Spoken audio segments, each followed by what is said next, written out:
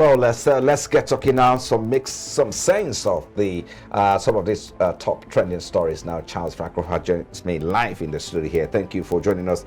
Good to have you again. Thank you very much. It's nice I thought it was virtual. Okay, it's live.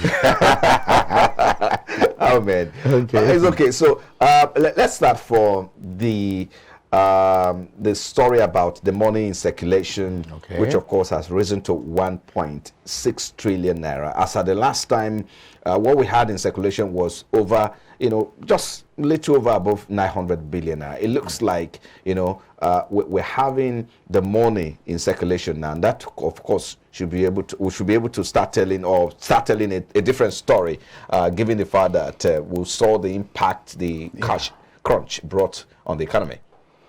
Yes. Again, one will say, well, we need to congratulate Nigerians. The way they were able to go through those trying periods. You could see the impact of that cash crunch and, of course, the Naira design policy. I wouldn't say CBN made a mistake, but at least when you have a policy, you are implementing that policy, you are bound to see challenges here and there. Well, some person will say the CBN should have, anticipated some of these challenges.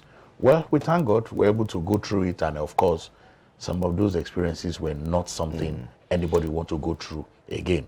Now, saying that the money in circulation, that is the amount of money is in circulation, of course, that has left the vault of CBN, and of course, in the vault of the commercial bank, and of course, around the average Nigerian will increase because the CBN has made cash available.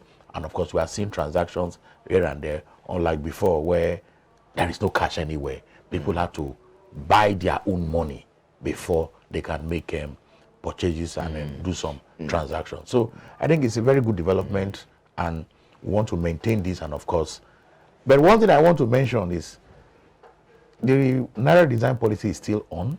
It's still on, yes. Because by December, some of the old 500 rand notes and those other ones will cease to be legal. What we also need to look at it, one, the fact, what you mentioned now, very key. The new Naira notes are disappearing. We're not seeing them.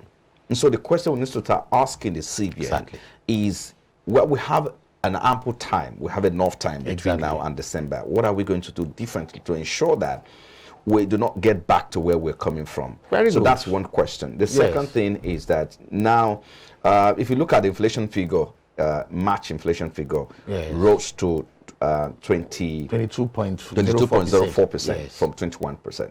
But if you look at the amount of money in circulation, I mean, that of course should, that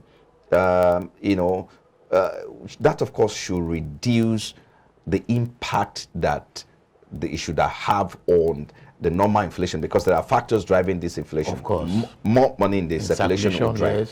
But with this money we have or in circulation, do you think that was enough to trigger, the rise in inflation figure? Okay, yes, that's a good point you have raised. But let me take your first point first of all. That's the new Naira notes are disappearing. Again, that is a very serious issue. The managers of the economy, that is this CBN monetary policy, should be aware that we don't want to get to December now and we are going back to square one. So we should give them that advice. Now, the increase in money circulation, in the country right now, I will not say that was the only contributing factor to inflation, because even where we had Naira crunch, we're even seeing inflation figures on month basis going up. Now, we must understand one thing. The inflation we're having in the country currently is not just only a lot of money circulations. Because at this time, the money is not up to 2 million. Exactly. Even when we had about 2 trillion. Yes. Even when we had about 3.2 trillion, the inflation figure wasn't up to this, level. So what is causing this inflation now is obvious. It is increase in input in production. Yes, that is still there. And that is where the government needs to come in terms of, because you can't talk of production when inputs keep increasing on a daily basis. And of course, manufacturers are having a lot of problems. So for me, that is the main cause of this increase in not necessarily because of the amount of money in circulation. No. Yeah. Okay. Let's move on now and talk about the mobile money reports we're getting from a global mobile system for mobile communications, which says that the mobile money, especially in Nigeria, has risen to around by 22%. If you look at it, Nigerian mobile money account grows by 22%. So what does this mean? Because it looks like we'll talk about cashless policy. Yes. And we also look at how the Naira redesign policy should have, strengthened the cashless policy of the CBN. That's true. But how do you think this is going to make a difference in this? Yes. Now, most Nigerians don't have options again, because everybody have come to see the reality. Even those who, didn't want to go cashless, everybody is now trying to develop that kind of habit now. Because, I've seen construction workers, at the end of the day, the site manager will say, well, those who have accounts, I'm transferring. And you see some person will say, okay, they don't have accounts. And they will transfer to those ones who have accounts. Then they will now go to a POS or somebody else to collect their money. And I can see how they are really treated. Because the POS operators will still, because they believe they're performing a service for you to collect your cash. So they even still charge. And when they even send it to maybe their friends, their relative, to even get that money becomes a problem. So for now, why you see this mobile money increase now, everybody wants to be involved in cashless policy. At least I do a transaction, I give my account number, they transfer. And it looks like the emergence of the MTN, you have the MTN payment services, you have the Airtel payment services as well. The CBN issued a license around December or sometime last year. That's in December, yes. Yeah. You have the likes of Kuda. Online banks are already, like they are taking over the conventional banks. That's like GT and all the other. That's true. So where do you think it's lacking? What exactly is lacking? Yes, it's good we have online banks, the likes of Kuda, the likes of Money Point. You have a lot of them out there, and that perhaps have made things easier. Yes. And so, but there's something also we must also address, and that's the issue of efficient servicing. Very correct. Transactions sometimes over 49 million transactions failed. We've recorded about 49 million transactions in the last 6 months. Yes, I agree with you. The mere fact that people are beginning to embrace e-transactions, cashless and all that, like you have mentioned, number of failed transactions is alarming. As I speak to you, I still have a lot of cases that I'm still going to my bank to settle. You go to a filling station and they tell you need to go and pay through, use your card, and they tell you transaction not approved. And the operators there will tell you it is not their business, go to your bank. And of course, the product or service you have come to pay for, you won't get it. So it's a lot of frustration. So I will advise that the telecom operators, they improve their infrastructure because it is very key, so that these online transactions can go on seamlessly. And it will encourage other people who are not so interested in this online payment to be interested, so that we'll see very similar transaction, and you are sure that with your card, you just make payment with your card or do your transfer, the other person is sure that the monies will come. I had to write on that undertaking when I wanted to change my phone, because where I go to, they don't even know me, because it's a new town. I'm new in that town, and this transfer was not going. And they told me, Oga, you cannot carry this phone. It's such a concern, really, and that we need to really, really tighten up, that loopholes in terms of infrastructure. Infrastructure is key, and all that, and that's where we need to start looking at power infrastructure, because sometimes when there's no power supply, some of these ATM and online transactions may not function efficiently. But let's go to the next story, which talk about the local production and how import of rice has dropped significantly from 1.2 million in 2014 to about 438 metric tons.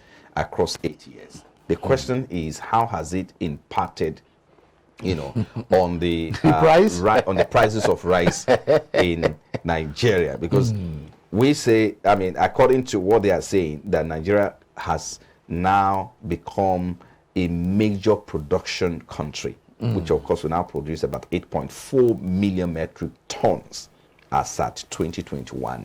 So how has this impacted, if truly we are producing 8.4 million metric tons annually, how has it impacted on the prices of rice, of this commodity in the market? It's still quite high. Of course, yes. So I think we need to talk about this. Yes.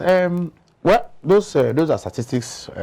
Whether I agree with it or not, for me, I don't agree with it 100%, because I've not seen the impact on the price of rice currently in the market now.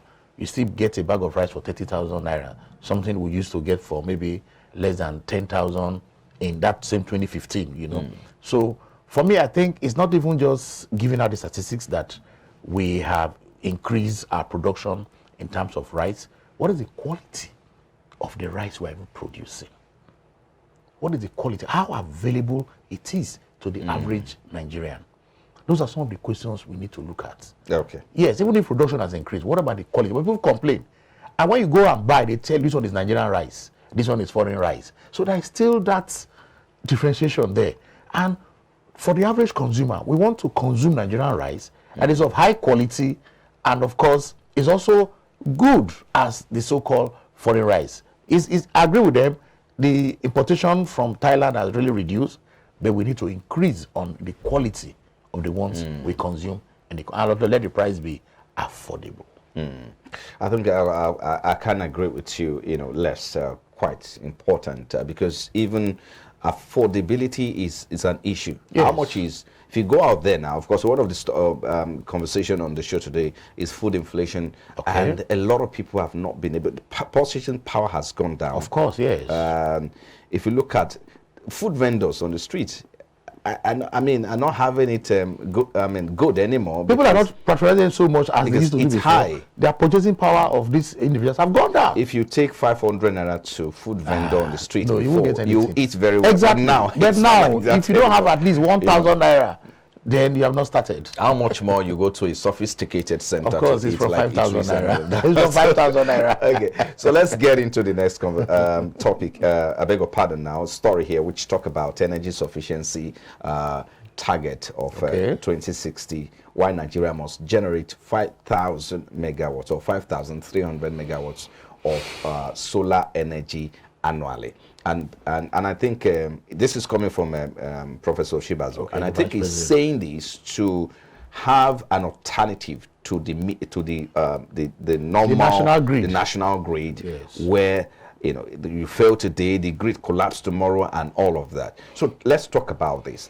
There's potential in this, and of course there's the market side of it as well. Well, I will give kudos to the Vice President and his office. They've been very consistent in terms of this energy transition, because we cannot run away from energy transition. We need to transit to a more cleaner energy. It's as simple as that. Now, we're talking of solar, 2060, sustainable development goal, climate change, the environment. We cannot continue to use this fossil fuel we have been using, and we are seeing some of the damages it is doing to the environment. And that's why he is talking about this transition, that we need to generate this amount of solar energy, like you have said, to supplement and serve as an alternative to the national grid. But again, it's not just going to be an overnight issue. It will take time. But how ready and prepared are we, that is those energy experts, in terms of ensuring that this little technology, because solar for me is a very simple technology, and it has to be made available to the average Nigerian, because we want to consume energy, and Nigerians are ready to pay as long as the energy is affordable. But again, when you are producing energy, you need to look at the environment, because it is key. And I keep saying it, Frank, me and you, we don't have any other planet to go. I don't know of other people. It is planet Earth we must remain. And of course, we need to take care of the planet, make it better than we met it. And the only way to go is this solar renewable energy. And that's why the Vice President is saying they want to even see more and more Nigerians start using a much more cleaner energy in terms of liquefied petroleum gas instead of still using. That's right. And if you look at the Nigerian market, the weather is right for us because of course, yes, we have the sun, the perfect weather. Of course, it's there. Yes. And if you talk about when it comes to dry season, the wind is there as well to drive it, and we have dams around. So for me, it's a whole lot of opportunity that we can tap into. But how well, how soon? And of course, we also need to talk about making the environment conducive for investors to come in. Because we have to, if we must boost or expand this particular sector of the will I say ecosystem? Okay. Yes. The power ecosystem. Yeah, let me just put it in power ecosystem. So if you must boost this particular sector, you must create an environment, a conducive environment that will encourage and attract investors to come in. Yes, I agree with you because that is the only way. Any economy that is having power issue cannot grow. Yeah. So we need sufficient power, affordable power, clean power, power that is sustainable, that will not damage the environment, which is key. So again, like you have said, creating that environment to encourage and attract investors to come and invest in this alternative source, which is solar, and of course the renewable hydro energy you're talking about. But solar is very key because you don't need so much. In fact, there was a project I was involved with, and it's a water project, and everything is being powered by solar. I was amazed, and I congratulate the young engineers who did that project, for me somewhere in Niger Delta. Well, that's I think it is very good we develop that technology and make it affordable. I think we need to leave it there. Thank you, Charles Fakrogha, Ibrandtv analyst. We appreciate you for coming. It's always a pleasure. All right, we take a break now, and when we return, of course, we head straight to the Nigerian equities market as we look at the sentiment, the positive sentiment driving the market. At the end of Tuesday, we saw the market capitalization gain about 2 billion naira. Let's get into that in a moment. Please stay with us.